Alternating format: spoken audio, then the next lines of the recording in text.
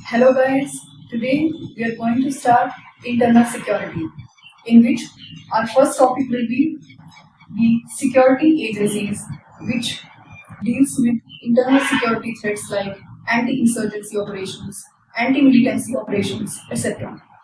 So, in India, the internal security architecture has three levels, in which firstly we have the Indian Armed Forces, like the Indian Army, Indian Navy, Indian Air Force, etc., which also has some role to play in our internal security threats. Secondly, we have the Central Armed Police Forces, that is CAPFs. They are the most important in dealing with our internal security threats. Thirdly, we have the state police, which are controlled by the various state governments. So in this lecture, our main agenda is to cover the Central Armed Police Forces, which basically falls under the Ministry of Home Affairs. So we have 7 in all CAPF. Firstly, we have the BSF, that is Border Security Force. Secondly, we have the ITBP, that is Indo-Tibetan Border Police. Thirdly, we have Sashastra Seema Bal, and fourth, we have Assam Rifles. So I have written these 4 forces on this side because their main role is to guard our borders with specific countries, that is our neighboring countries. For example, role of border security force is to guard our border with Pakistan and Bangladesh. Its origin lies in the 1962 war, where after the war we realized that we need to have a specialized border guarding force for the Pakistan. Secondly, we have the Indo-Tibetan Border Police. Its main role is to guard our border with China. The origin of this force lies in the 1965 war of India's war with China, where again we realized that we need a separate border guarding force for our borders with China.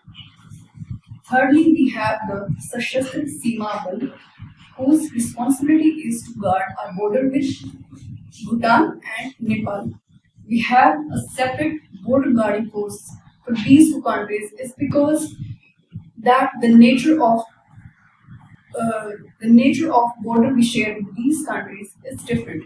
We have cross border social ties which are very deep. That is why we have created this separate border guarding force to deal with the unique threats arising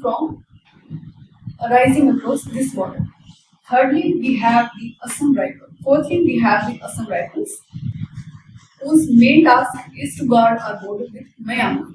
As we know that we had a free movement regime with the Myanmar, so that was again a unique mechanism to deal with the unique threats which arose on this border because the tribes in the northeastern region had cultural ties, very deep cultural ties with the tribes living in Myanmar.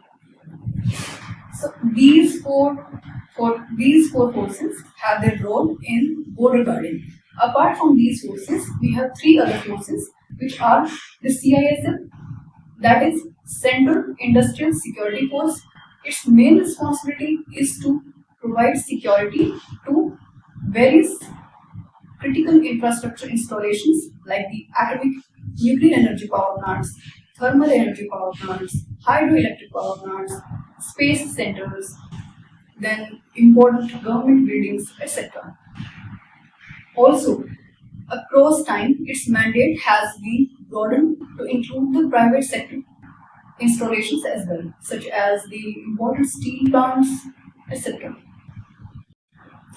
Next, we have CRPF, whose main responsibility is to assist the state police forces in maintaining the law and order.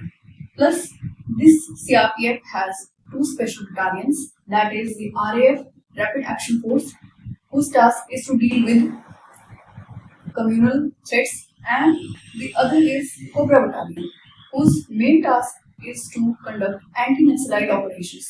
Now we know that we have eliminated Naxal threat from our country, so the main responsibility and the main role contribution towards this goal has been of the Cobra Battalion. Next is the National Security Guard. So this is again a specialized force to deal with terrorist threats. Thus, it can conduct anti-hijacking operations, bomb disposal, and hostage rescue, etc. Apart from these seven Central Armed Police Forces, we have two other police forces, that is Indian Coast Guard and the Railway Protection Force. The role of Indian Coast Guard is to secure our coastal borders.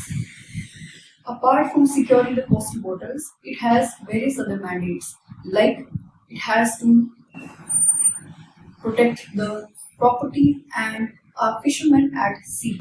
Thus, it has also its role in protecting us from marine pollution and other environmental preservation related activities. Also, it implements the Maritime Zones of India Act. Next is the Railway Protection Force. Its main responsibility is to protect the railway property like the railway tracks, railway stations, and also it provides security to the people at the railway stations. Guys, apart from the specific role played by each of the forces, these forces also have some common roles to perform. Like, firstly, organized crime prevention, such as they have to implement the OPM Act. That is, they deal with drug trafficking operations. Second, disaster management. As you see in the newspapers, that during multiple disasters, the state police forces, the state administration holds these CAPFs to handle the disaster situation. Such as we have the example of Kedarnath in 2013. Thirdly, counter-insurgency and militancy operations. These all forces can be deployed to deal with such kind of threats, not just the CRPF. Then, VIP security. Fifth is general elections. You know that when we go for voting, so we see the security forces ensuring the integrity of the elections. So they are the Central Armed Police Forces. Next is they have to contribute to the UN peacekeeping missions, such as they have been deployed in the past to various countries, such as the Democratic Republic of Congo, Liberia, Sudan, etc., and many other countries. Next is the civic action programs. They conduct medical camps, educational programs, sports events, etc., and tries to build trust in the communities in the areas in which they are operating. Next is their role in environmental protection. So, in multiple programs, they are involved, like the greening mission, such as the Green India mission. So, they are deployed there. Next, plus they also help in the protection of the Himalayan ecosystem, which is very fragile. Next is religious sites protection. During these days, we see that the Amarnath Yatra is ongoing. So there, these armed forces are deployed. Not just there, but any religious site all over India, and also many archaeological sites are also given protection by these forces. And finally, they help in preventing the cross-border infiltration, which is a major threat. So that's all, guys. So these points will come handy when you are writing a mains answer on these forces. So thank you.